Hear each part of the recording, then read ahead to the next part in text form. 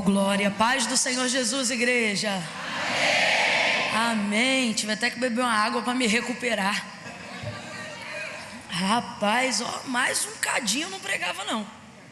Ia ter que arrumar outra pessoa, que eu ia cair arrebatada, irmão. Faltou só mais isso aqui assim, ó. Que unção é essa? Que glória, que graça, que poder. Como eu estou feliz, que honra. Enquanto Mag cantava, e a composição dizia, né, sobre ter visto o céu do lado de dentro, eu falei, Deus, deve ser alguma coisa parecida com o que está acontecendo aqui agora. Que coisa extraordinária. Nosso Deus, Deus abençoe essa igreja, pastor Adelino, pastora Genilda. Falei certo? Genilda, não é? Deus me livre errar seu nome, Deus me mata. Tanto carinho, né? Tanta honra. Deus abençoe, feliz demais. Vocês não estão mais felizes do que eu. Não estão. Mas não estão não. A outra ali está dizendo que está assim, não está não. Eu estou mais feliz do que vocês. Porque você vê, vocês são tão abençoados que vocês são uma das únicas igrejas que eu assisto culto ao vivo no YouTube. Eu acompanho. E não é só quando meu esposo prega não, é porque vocês são bênção mesmo. Quando calha de acontecer, de estar num aeroporto, alguma coisa, ou em casa por algum motivo, e tem culto aqui, é a primeira igreja que eu acesso para ser abençoado, e como eu sou abençoada. Então eu estou muito feliz de estar aqui. Deus abençoe a vida dos irmãos, é uma honra muito grande mesmo. Vamos abrir as nossas Bíblias no Evangelho de Jesus, segundo escreveu João, capítulo de número 19. Oh, aleluia, glória a Deus, glória a Jesus.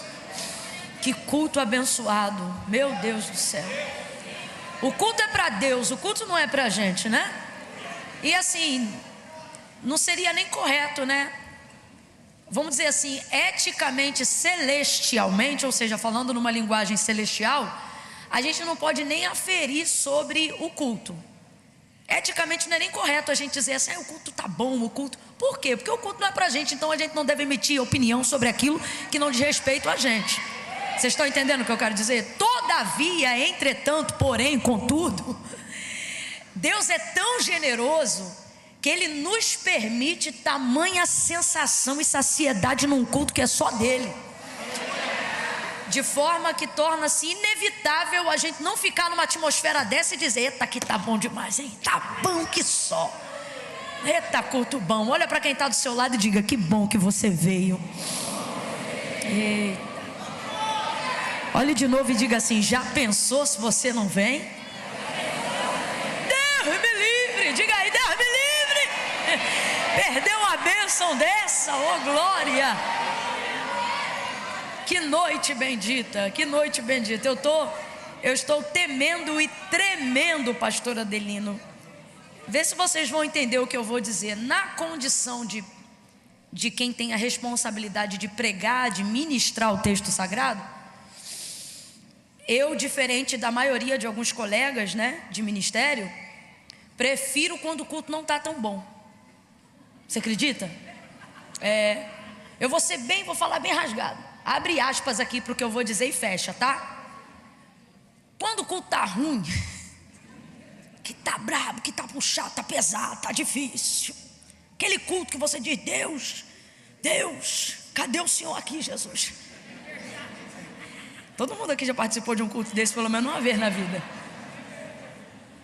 Minha cunhada conta que uma vez ela teve num culto que ela clamava Jesus o tempo todo, porque sentia uma resistência, um peso, uma ausência da presença de Deus muito forte.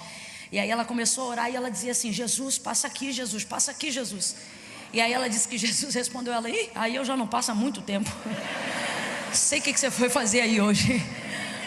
Então, vocês estão entendendo o que eu estou querendo dizer, né? Só que contudo, num culto desse, quando você está presente numa reunião dessa, você pensa assim, puxa, talvez eu possa cooperar. Não é o que a gente pensa, Mag?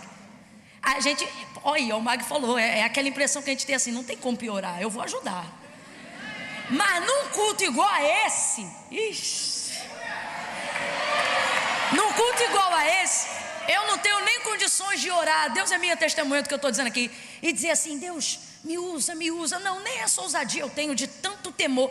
Eu só fico assim: Deus, não me deixa estragar nada, não me deixa estragar nada, não me deixa atrapalhar nada. É de tão bom que é. Sabe por quê, irmãos? Porque num culto desse é inevitável. Você já está abençoado. Você não vai ser abençoado, você já está abençoado. Você já foi abençoado. Levante sua mão e dê glória a Deus. Dê graças a Deus, porque Ele não esperou o culto concluir para avaliar sua adoração. Ele viu o seu coração rendido e já tem derramado chuva de graça, chuva de bênção sobre a nossa vida. Oh, aleluia! Que bênção. Então, como disse a pastora Genilda, ore por mim, que eu estou carente mais do que nunca das orações dos irmãos. Evangelho de Jesus, segundo escreveu João, capítulo de número 19, versos de número 24 em diante. Perdão, última coisa antes do texto, porque depois da leitura não há necessidade de acrescentarmos mais nada que não seja tão somente a palavra. E eu gostaria só de dizer para vocês que eu trouxe alguns materiais aqui, rapidamente. É um compromisso que eu tenho, irmãos, não é nem só com a igreja, mas é com o campo missionário. Então por isso eu não posso deixar de fazê-lo, porque todas as vezes que você adquirir qualquer um desses produtos, você entra comigo em território nacional, que é onde nós temos investido nos últimos 6 anos aqui dentro do Brasil, depois de investir internacionalmente.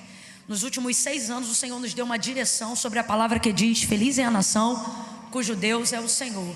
E a obra missionária no Brasil é extraordinária. Por exemplo, em áreas de selva, Mata Atlântica, extremo norte do país, ribeirinhos do Amazonas, sertão da Bahia, é onde estão alguns dos projetos de base mais consolidados que o Senhor tem nos permitido cooperar. Ao ponto de, ao longo desses 6 anos, tem nos permitido viver a erradicação da fome em bairros de até 5.000 pessoas, aonde crianças eram mortas, ou seja, o maior obituário. A estatística do obituário da cidade, ele era elevado, no sertão da Bahia, por mortalidade infantil, e a causa era desnutrição. E desde que a igreja entrou ali através da obra missionária, elas têm 5 refeições por dia. Ali criança não morre mais de fome. Então essa obra conjunta, é por isso que eu uso esse momento para falar sobre isso. Não é só moda, é um propósito, Então quando o culto acabar, aonde que eu digo que está? Na recepção, saindo por aqui, logo aqui em cima, pronto, vai estar aqui. Quem entrou por ali? Quem entrou por ali? Está obrigado a sair por ali. Quem entrou por ali? Eu estou brincando. Mas para quem desejar, vai estar no meu lado direito e seu lado esquerdo. Tem o pretinho básico, que é uma malha. Na verdade não é malha, é moletim. Ele é grossinho. Isso aqui, como é que você chama esse vestido, Camila? Vou ali e já volto. Rapaz, a hora que você botar esse vestido, você está pronta. Bota um tênis, uma sandalinha, vai ali e já volta, está pronta. Tem esse outro aqui, que é a minha preferida, a bata do leão cravejado. Por quê? Porque ela não tem costura nenhuma na frente. Ela só tem esse corte em evasê atrás e a marcação da cintura na parte de trás. E por que não tem na frente, Camila? Porque eu descobri que isso chapa a barriga e afina a cintura. Diga aleluia. E tem essa outra aqui, virtuosa de azê, baseado em Provérbios capítulo 31, aonde a gente menciona aqui as virtudes da mulher. Você não precisa deixar de ser feminina para ser uma mulher cheia de autoridade, cheia da graça de Deus. Esse tema e essa ministração, essa camisa, na verdade, ela foi um protesto que eu fiz durante 5 anos, quando eu percebi que a cultura do feminismo estava entrando entre as mulheres cristãs da igreja. Algumas até são e não sabem, E ali a gente ministrava sistematicamente sobre Provérbios capítulo 31, mostrando que a mulher, ela não precisa disputar posto nenhum, ela já tem o seu lugar. E é um lugar de honra, Então, se mais do que uma ideia, você entende as virtudes do propósito de vida de uma mulher de Deus, é sobre essa blusa. Tem até uma irmã aqui que já está com ela hoje, está no brilho. Essa daí eu brinco com a galera, eu digo: você quer brilho, minha filha? Toma brilho para você. É essa camisa aí, Amém, obrigada, gente. Vamos ao texto, João 19, verso 24 em diante. Vamos do 23 em diante. Quem achou, diga amém. Amém. Tendo os soldados crucificado a Jesus, tomaram as suas vestes e dividiram-nas em 4 partes, uma para cada soldado. Tomaram também a túnica, que era sem costura, toda tecida numa peça só de alto a baixo, e disseram uns aos outros: não a rasguemos, mas lancemos sortes sobre ela para ver de quem será. E isto aconteceu para que se cumprisse a escritura que dizia: dividiram entre si as minhas vestes e sobre a minha túnica lançaram sortes. E foi isso que fizeram os soldados. Verso de número 28. Mais tarde, sabendo Jesus que tudo já estava consumado, e para que a escritura se cumprisse, disse: tenho sede. E estava ali um vaso cheio de vinagre, e embeberam de vinagre uma esponja, colocaram-na numa vara de ísopo e chegaram na sua boca. Quando Jesus recebeu o vinagre, ele disse: está consumado. E inclinando a cabeça, entregou o espírito. Como era o dia da preparação dos judeus, para que os corpos não ficassem expostos na cruz durante o sábado, porque esse sábado era um grande dia, rogaram-lhe a Pilatos que fossem quebradas as pernas e que fossem tirados os crucificados.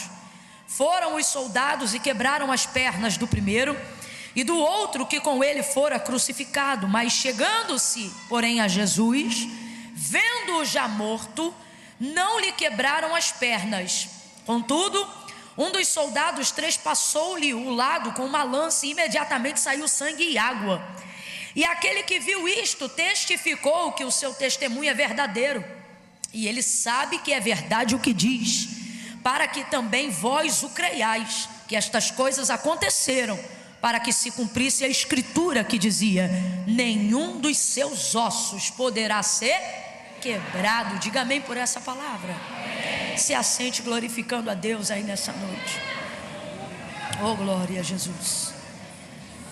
Oh, aleluia, aleluia, Jesus. Oh, glória.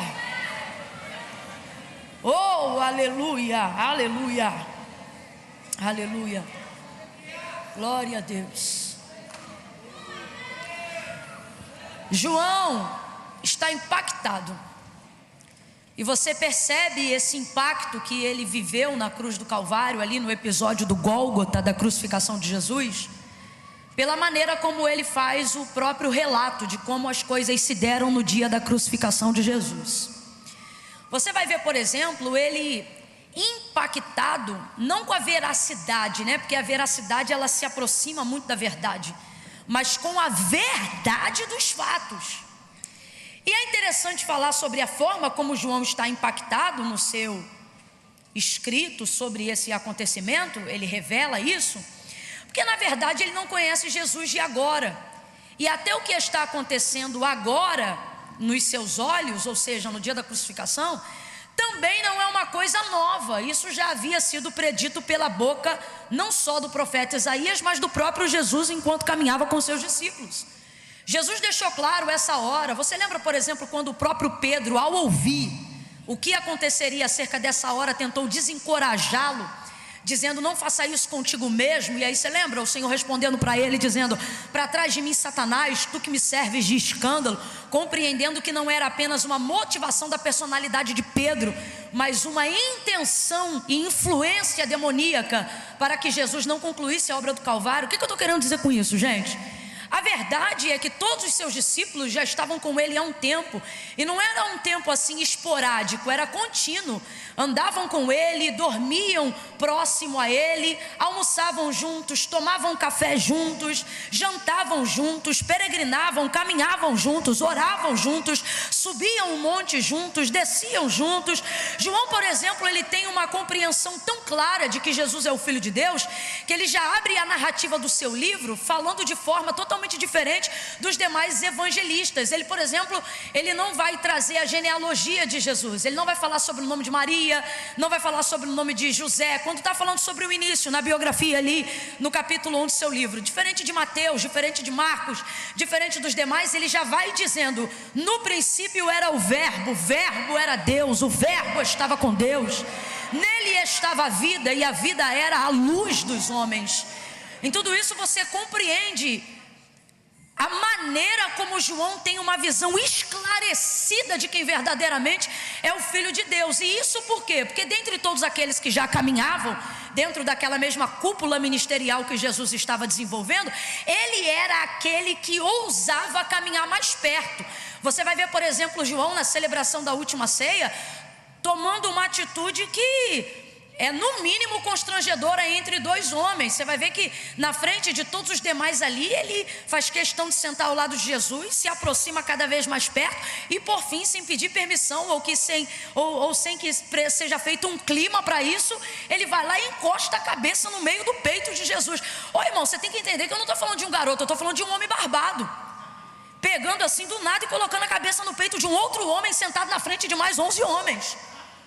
Não é o tipo de coisa muito comum, mas ele ousava, Camila, mas a comunhão, o carinho sim, mas são apenas 3 anos e meio de convivência, porém uma convivência muito intensa, o que mostra muitas vezes que a base do relacionamento, ela não é determinada só pelo tempo, mas pela intensidade da entrega de cada um. Tem gente, por exemplo, que está na sua vida há anos, mas não tem uma intensa entrega. Há outros que já chegaram há pouco e já dizem o que veio, porque são intensamente entregues dentro do propósito que estão na vida das pessoas. E esse é o caso de João. Então por que eu estou querendo falar aqui sobre o impacto dele diante do que está acontecendo no Calvário? Porque João já conhece a palavra de cor, inclusive a palavra que ele mesmo está relatando aqui no capítulo 19, a palavra predita pela boca do profeta Isaías. Qualquer judeu da idade de 7 anos para cima já tinha por obrigação ter de cor os textos messiânicos dos profetas maiores. Então João tinha de cor o nascimento de Cristo, a sua crucificação e profeticamente a sua ressurreição. Aí não o bastante, depois de uma caminhada intensa de 3 anos e meio sendo mentorado diretamente pelo Filho de Deus, ele vai ver a manifestação do verbo vivo, ele vai ver Deus em carne em Cristo, caminhando com ele e manifestando quem é o Pai através da vida, do dia a dia e da pessoa e da presença do Filho. É o próprio João que vai colocar isso de maneira muito simplificada para a gente entender, quando ele diz assim: olha, e vimos a sua glória como a glória do unigênito do Pai, cheio de graça, justiça e verdade. O que ele está dizendo? Nós não apenas ouvimos falar dele, caminhamos com ele, sentimos, tivemos noção do peso da sua glória. João foi um daqueles que participou da transfiguração em glória do Senhor Jesus no Monte da Transfiguração. Então me deixa um pouco impressionada ver João impactado com aquilo que está acontecendo. Camila, e aonde ele aponta o impacto que ele está tendo diante da crucificação? Não é só por causa da dor, isso já é muito impactante. Ver quem você ama ser crucificado, ver quem você ama sangrar até a morte, ver quem você ama num estado de vitupério, de vergonha, exposição pública, sabendo que esta pessoa é inocente. Tudo isso já é o suficiente para abalar o emocional de João. Você tem que levar em consideração aqui que João renunciou à entrega de sua vida inteira para viver com Jesus. Eu estou falando de alguém que tinha um CNPJ, abre aspas aqui para entender o que eu estou falando. Estou falando de alguém que tinha uma empresa, que tinha uma rotina de vida, mas no dia que viu o chamado do Senhor, renunciou absolutamente tudo e fez deste homem seu herói, sua vocação, sua influência, sua entrega, seu tudo, seu tudo. Então imagine agora, o seu tudo está numa posição de impossibilidade de reação. Imagine o herói da sua vida está amarrado junto ao Calvário. E na verdade, quando Jesus faz isso, ele não está desmerecendo o poder que ele carrega, porque poder de verdade você descobre que uma pessoa tem, não é apenas quando ela tem o poder de fazer algo, mas é quando podendo ela escolhe não fazer, para manifestar a realidade do nível de controle que a pessoa tem sobre a situação. Você lembra, por exemplo, no Calvário, os soldados, eles diziam, bem como os judeus que haviam crucificado Jesus Cristo, eles diziam: se tu és o Filho de Deus, desce daí então. Se você realmente tem poder para isso, desce daí. E ele realmente tinha poder para fazer isso, mas ele não descia, porque quem tem poder de verdade tem o controle mesmo quando não exerce a autoridade do seu poder. Isso é poder, irmão. Isso é poder. Isso é poder. Poder para acusar e decidir perdoar. Isso é poder. Isso é poder. Poder para lançar fora e decidir dar mais uma chance. Isso é poder. Isso é poder. Poder para humilhar, para esmagar e ainda assim dar mais uma oportunidade. Isso é poder. E Jesus, ele manifesta a intensidade desse poder mesmo quando ele não está fazendo nada, mesmo quando ele permite-se ser amarrado. Camille, ele poderia não ter permitido? Poderia. Foi ele mesmo que disse para Pilatos, quando Pilatos, tentando livrá-lo do Calvário, disse para ele: tu sabes que eu tenho poder para te prender ou para te soltar. E aí ele vai interromper, né? Jesus vai interromper ele, vai dizer assim: poder nenhum você teria se do alto meu Pai não tivesse te dado. Aí ele continua e ele diz assim: a minha vida ninguém toma, a minha vida eu dou, a minha vida eu entrego. Isso é que é poder. Isso é que é poder. É você saber que você tem o poder de sair, mas escolheu ficar.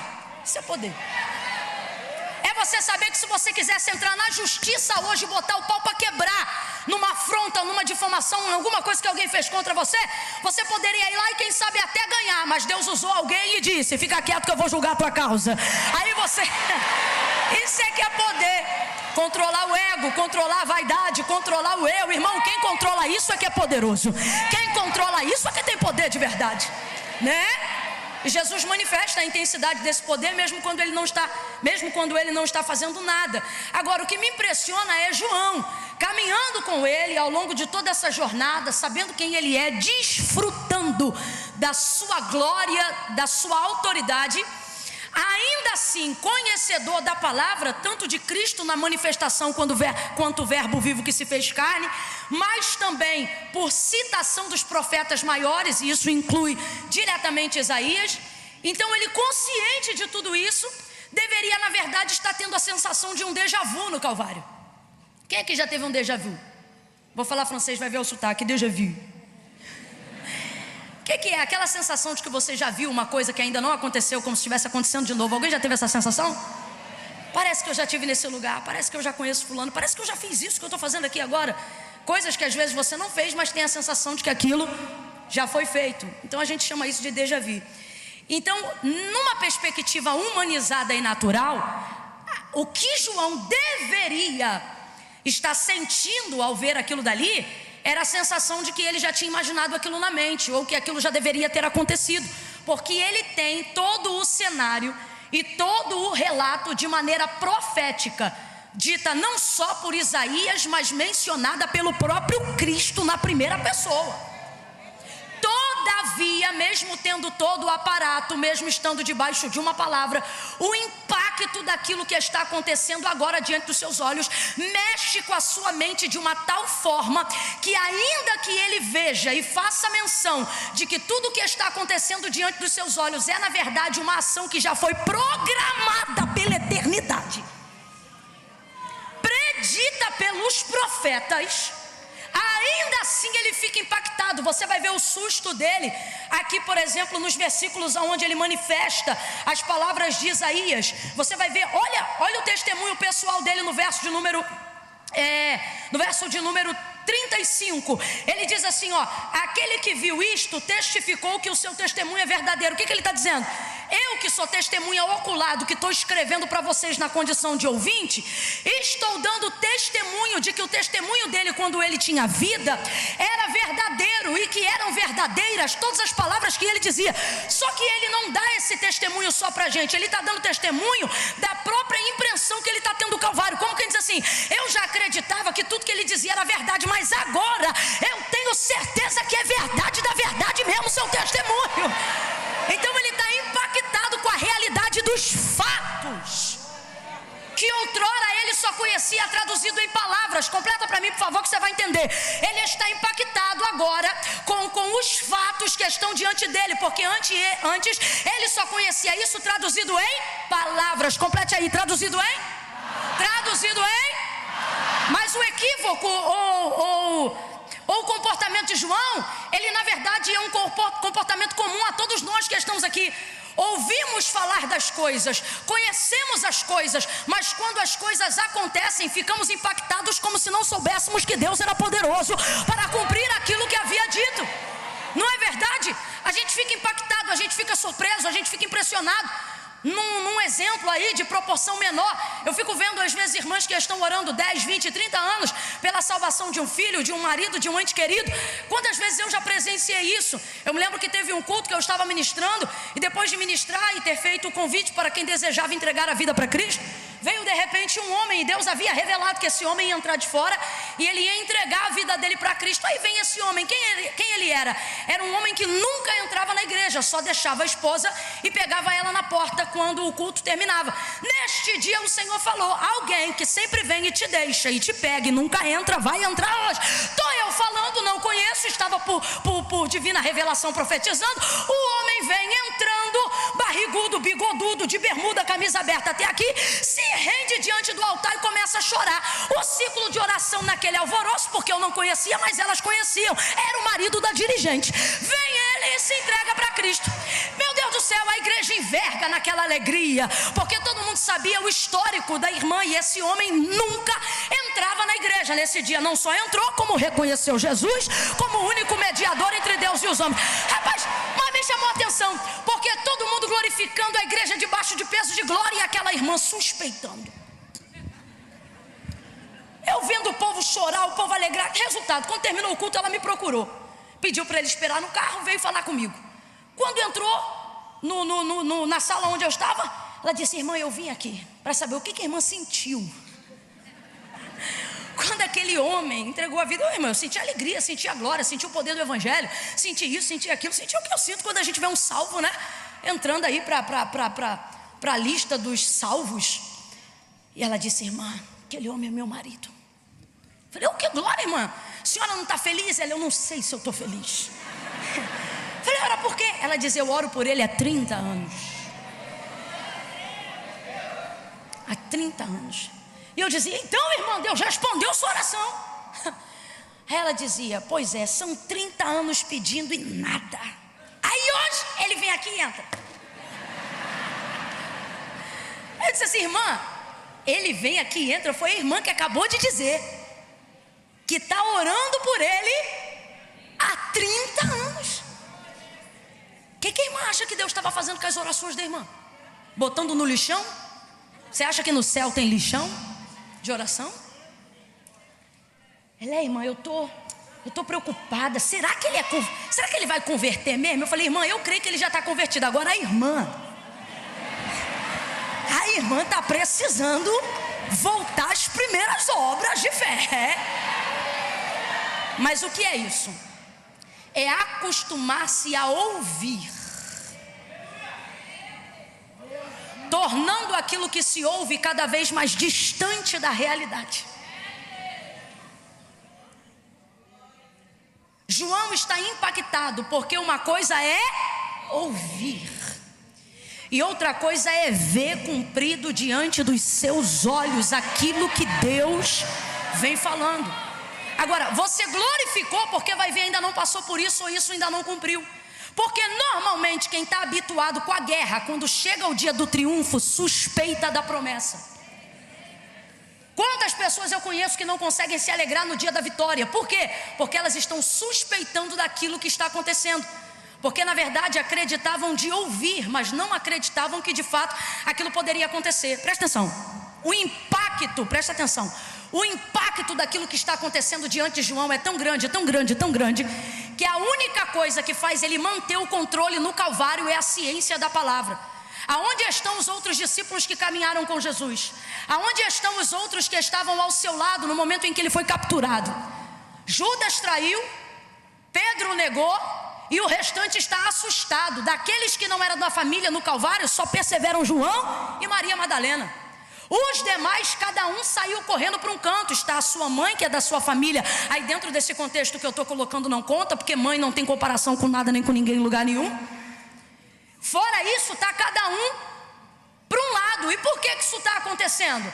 Uma vez que Jesus já havia falado todas essas coisas, depois no terceiro dia ele ressuscita. Eu vou voltar para João 19, mas só para você entender. No capítulo 20, Jesus já ressuscita. Palavra essa que ele já havia predito dentre os seus discípulos por 3 vezes. Ele mesmo na primeira pessoa deixou claro. Uma vez por um cenário, segunda vez linguagem figurada e terceira vez linguagem literal. dizendo que ele iria morrer, mas que ao terceiro dia ele iria ressuscitar dentre os mortos. Agora, está Jesus ressurreto, só Maria Madalena volta ao sepulcro a fim de cuidar do seu corpo. Olha que coisa interessante, ela está indo buscá-lo, ela quer saber aonde ele está. Vai ela até o sepulcro e Jesus já havia dito que ressuscitaria. Agora você vê, quando Jesus disse que ressuscitaria, eu estou falando de palavra, quando Jesus disse que ressuscitaria, ele só ministrou isso aos seus discípulos. Completa aí para mim, por favor. Ele só ministrou isso aos seus? Só aos seus discípulos. Jesus nunca falou isso para os seus inimigos. Só que aquela palavra correu. E sabe quem guardou aquela palavra? Seus adversários. Tanto é que quando Jesus é sepultado, o que os fariseus pedem? Uma guarda romana para selar a pedra e vigiar. Olha o que eles diziam: faça isso, Pilatos, porque este aí quando vivia, olha eles lembrando do que Jesus falava, porque este aí quando vivia, dizia que ao terceiro dia ia ressuscitar.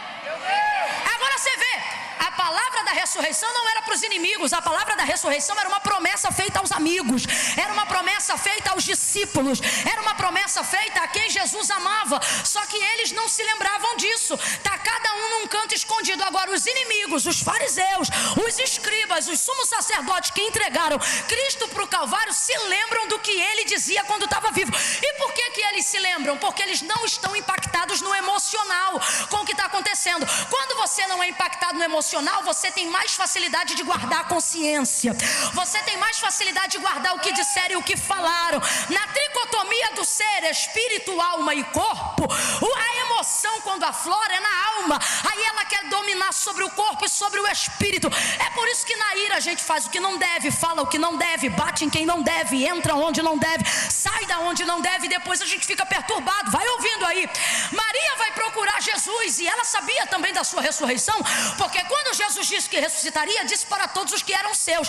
Agora o inimigo lembra da promessa, mesmo que ele não creia, mesmo que ele ache que é alguém que vai roubar o corpo, o inimigo lembra da promessa. Mas os filhos, os amigos, os discípulos, impactados por causa do cenário. Qual é a última imagem que Pedro tem? Qual é a última imagem que João tem? Qual é a última imagem que Maria tem do seu filho? A imagem de alguém que está roxo, cheio de edema, rosto lavado de sangue, cabeça com coroa de espinho, lateral transpassada com lança, corpo inchado, todo furado na mão, na cabeça, no pé. A imagem é terrível. A última imagem impacta mais do que os 3 anos e meio. Então o que é que eles têm? O que é que eles têm? Eles têm a imagem que impactou o seu visual. Mas é por isso que a palavra de Deus diz o quê? Diz o quê? Que aqueles que servem ao Senhor não podem andar por vista. Não podem andar por vista, tem que andar por fé. E quem anda por fé não anda pelo que vê. Quem anda por fé anda pelo que ouve. Vou falar de novo. Quem anda por fé não anda pelo que vê. Quem anda por fé anda pelo que ouve. E qual é o perigo de andar pelo que vê? Quem anda pelo que vê cumpre a concupiscência do corpo.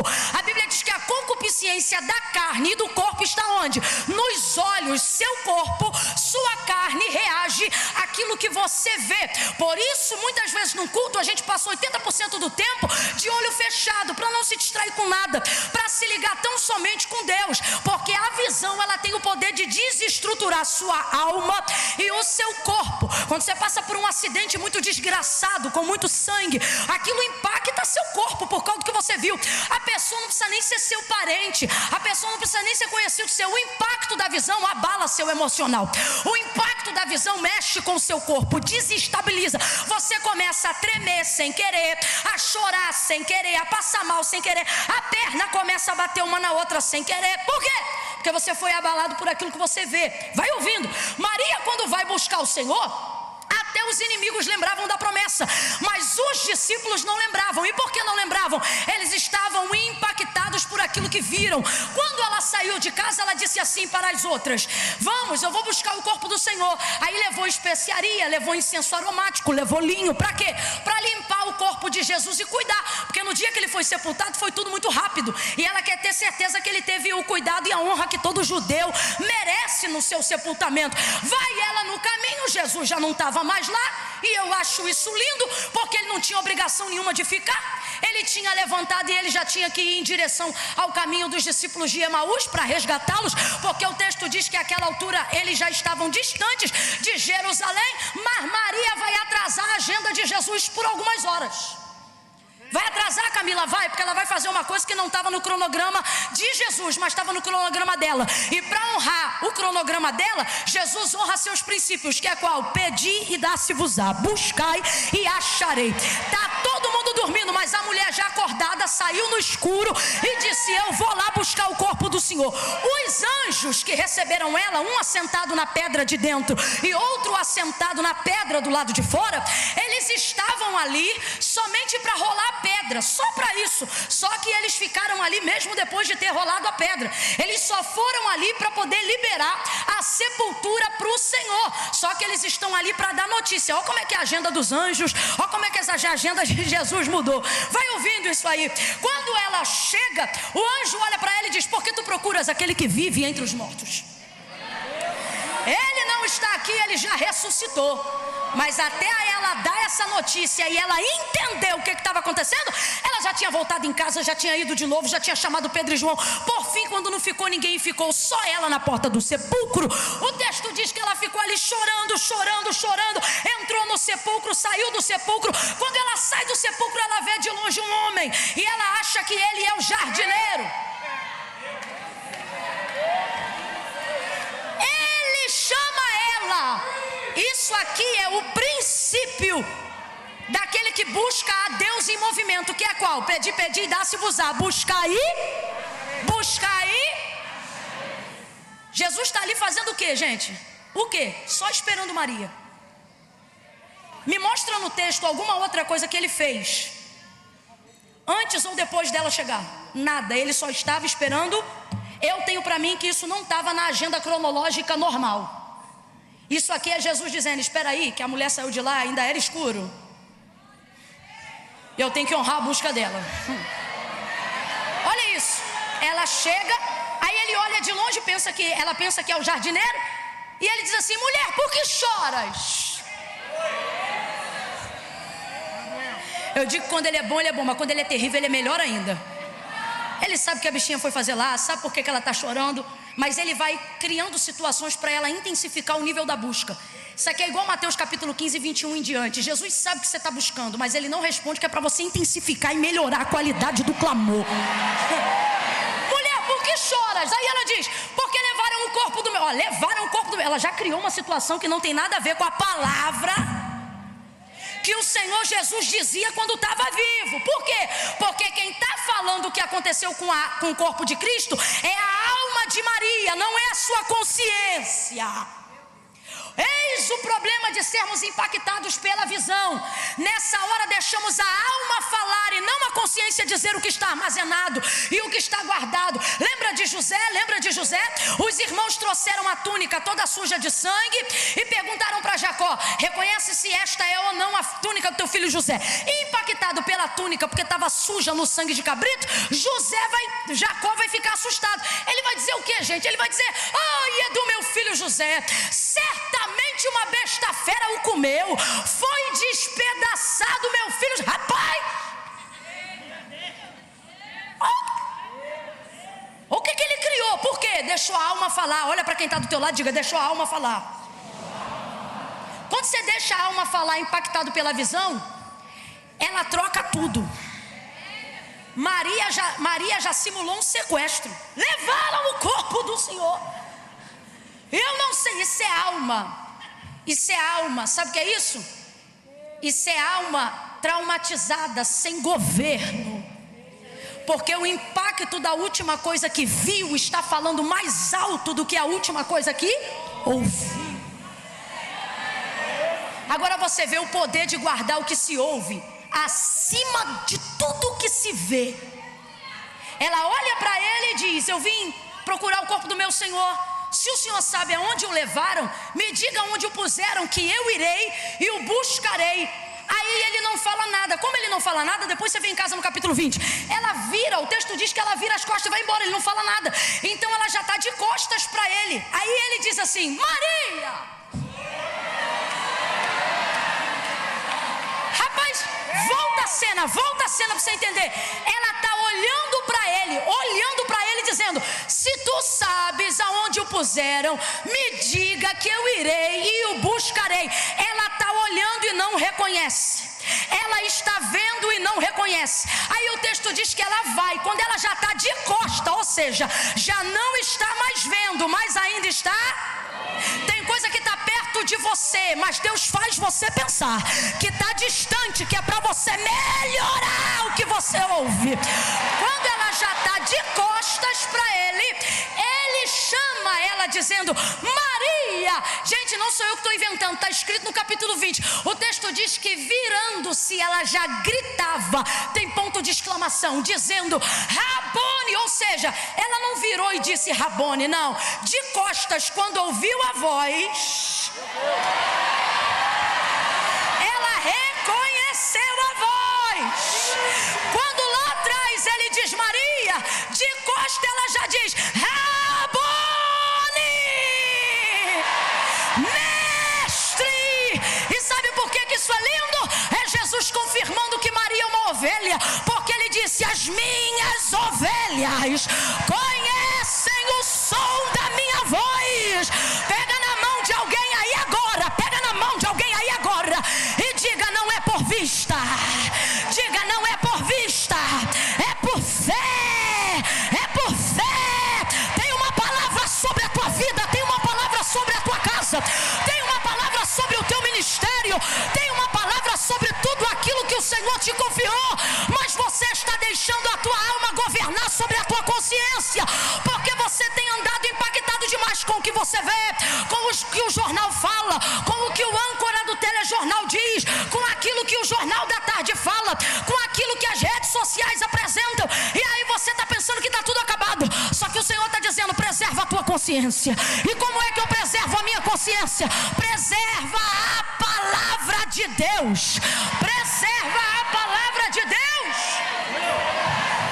Conheça a voz que falou contigo.